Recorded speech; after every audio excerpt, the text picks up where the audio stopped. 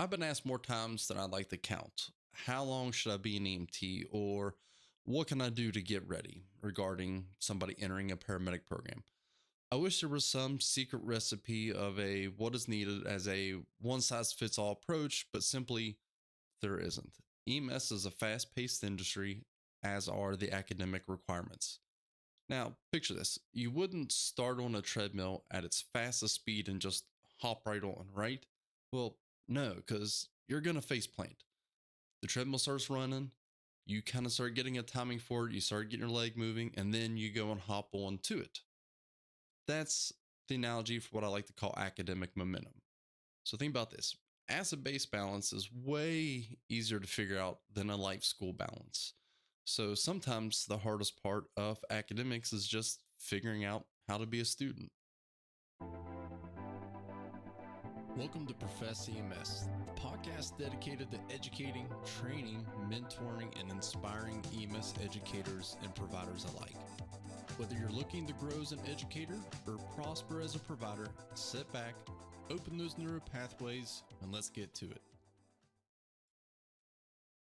Hey everybody, welcome back. This is episode 6, and I'm your host, Ben Tacey. This episode is brought to you by Master Your Medics. Outside my role as education manager for Master Your Medics, I still work in the field as a provider and an educator. So with that said, all these thoughts, ideals, statements, and sentiments do not necessarily reflect those of my affiliations, so let's get into it. I'll begin with being blunt. Some of the absolute best paramedic students I ever had who ended up going on to be sensational paramedics, and some of those have even went on to become nurses, PAs, physicians, nurse practitioners, and so on. They went straight from EMT straight into paramedic, really with barely any break in between. Some of them less than 1 month being certified as an EMT before they began as a paramedic. So much for the fact that whenever I was trying to save in their EMT card for their student file as a paramedic student, I could only take a picture because I couldn't scan them because the ink was still wet on their card. All right, so maybe a bit of an exaggeration there, but hopefully you get my point. After hundreds of paramedic students, there's been no quantifiable correlation between tenure as an EMT and their direct success as a paramedic student. So what makes the difference, you may ask? All right, so there's that concept I refer to as academic momentum. This came strictly from a subjective evaluation that so many students were very overwhelmed with the academic workload of their paramedic cohort from week 1. That is, except the ones who had just finished up our institution's EMT program. Not necessarily an EMT course from other training centers, but that's a talk for another episode. Or it was those who had maybe just changed majors or recently graduated from another school or something similar. They have been involved in academics very recently. And I'll admit, in my first couple years as a paramedic program director, I routinely use the cliche saying it's like taking a drink from a fire hose as the analogies of the paramedic's workload. I'm sorry, as the paramedic program workload. And I'm a numbers guy. So I was doing this little bit of action research on multiple things to try and gauge the success of a student from start to finish. Like maybe I could figure out that secret success, like what it would be to make that student, like what if I could mold a person from how they should be from the beginning to the finish, like the ultimate prereq of what you would need to be at day 1 to make you the ultimate super paramedic. All right, so I started highlighting some names of students who are dropping out or failing out. I tried to find a commonality between all of them. While this wasn't 100% conclusive, the overwhelming majority of them all fell into 2 categories.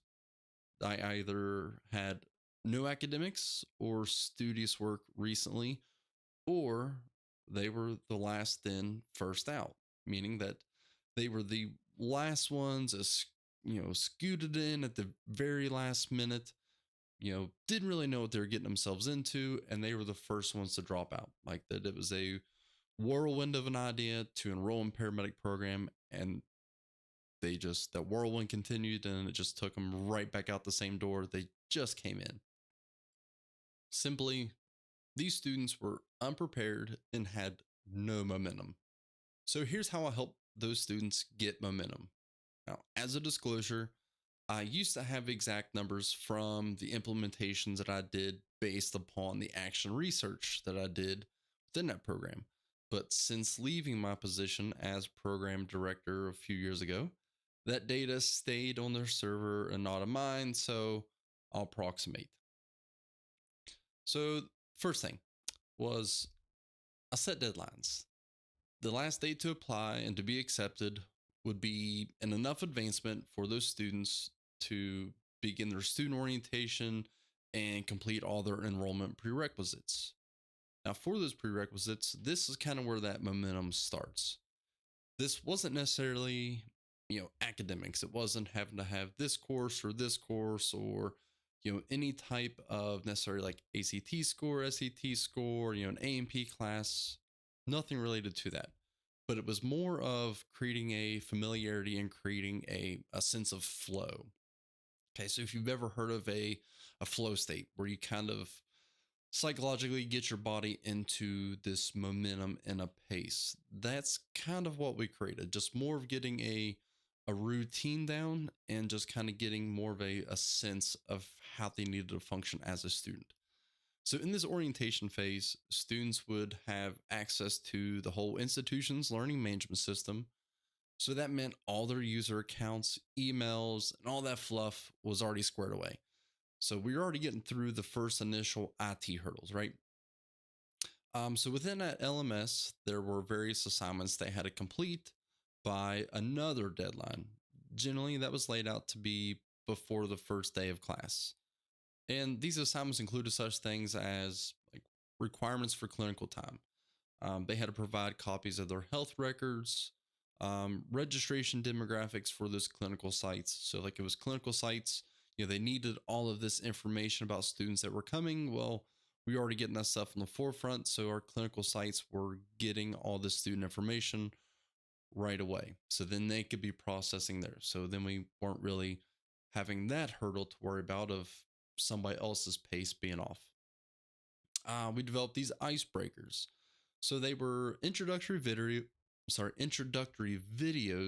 to highlight the basics of who they are, where they're from, like, where they work, what city they're from, etc., what their hobbies and interests are, and one interesting fact.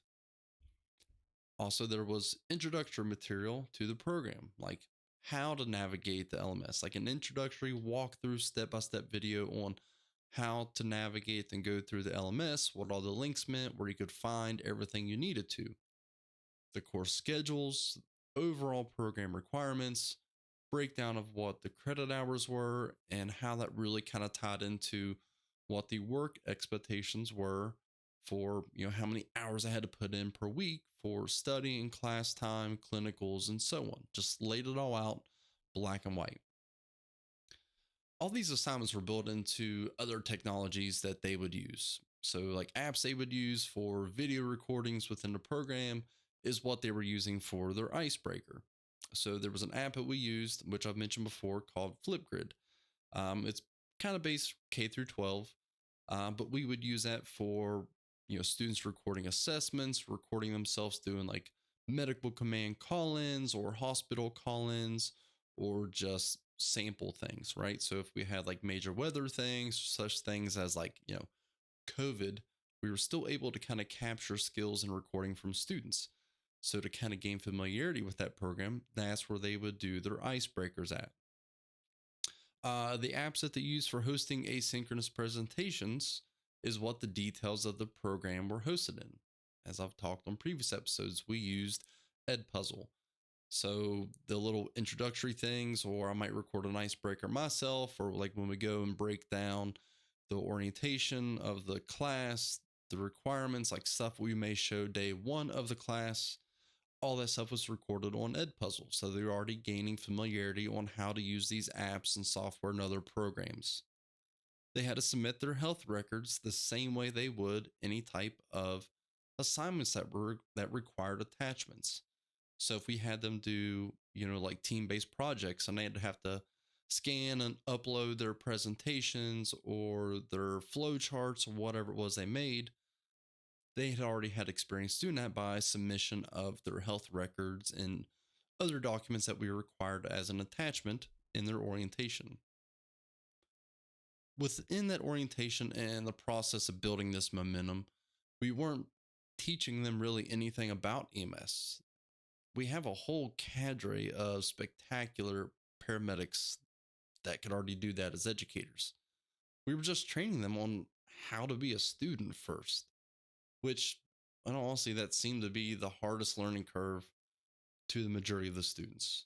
As I said before, acid-base balance is way easier to figure out and to be taught than it is to try to figure out that life school balance.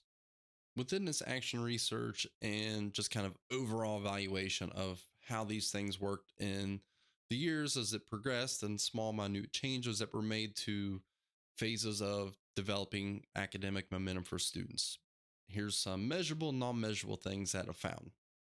So in the non-measurables, overall there was less stress. So starting right off that we're not having to try and figure out IT issues of, can't get their email to work, they can't get logged into their student accounts, and making them fall behind on assignments.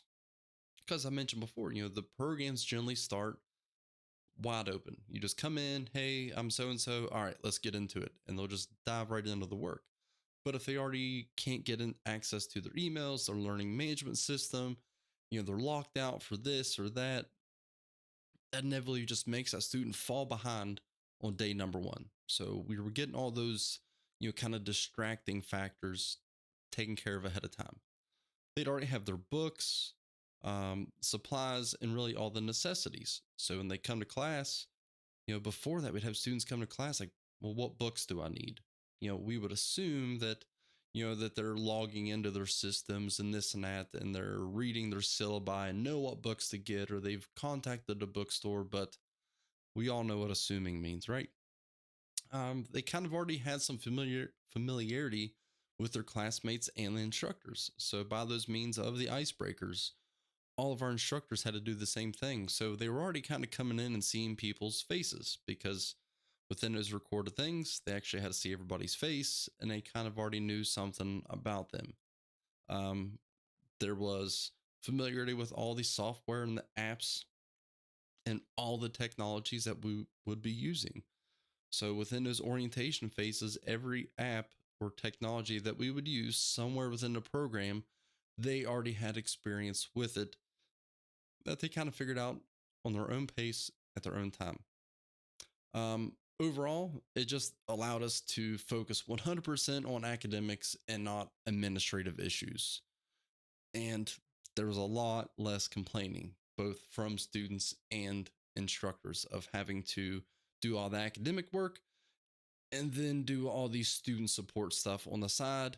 And it was just becoming very overwhelming to some people, to the fact that they just say, their hands up, nope, I'm done. It's just too much right now. And they just didn't like it. All right, so some measurable things. Whenever those phases of requiring an orientation process to build some momentum, whenever that got implemented, retention increased drastically. That went from approximately low 80% retention throughout the program to well over an average of 90%. In fact, a couple separate cohorts off campus had a 100% retention rate. It means the students who showed up at day one were there at the very end of the program as well. Didn't lose any students in a handful of cohorts. The pass rate, inevitably, it remained about the same, which resulted in having to review some of the curriculum. Okay.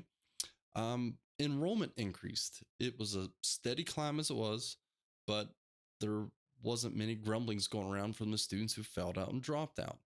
Okay, so word of mouth is generally the best advertisement within these programs. So if you have students that are more satisfied with a product, they will advertise and recruit. If they're satisfied with their end product, they're going to want to pass that along to other people and say, hey, here's a great experience I had. Yep, 10 out of 10 recommend. So wrapping this up, find ways for your students to drag out the face of that very steep learning curve. And academic momentum is that key. Now, whether that's jargon that you want to use, that's kind of the lingo that I use of what I put into play for students to begin working, to begin familiarity with what they're doing. Okay, so if you want to use academic momentum, it's not copyrighted, feel free to use that and go with it. So the key is you need to evaluate your current students and find out those things that they wish they had known from the first day of class, like finding out to them what the hardest hurdles were to kind of gain traction and develop that flow within your classroom. Those little nuances can very much be like jumping on that proverbial treadmill and with your shoes untied. Okay, your students simply, at day number one of class, your students don't know what they don't know. So try to figure out what those things need to be.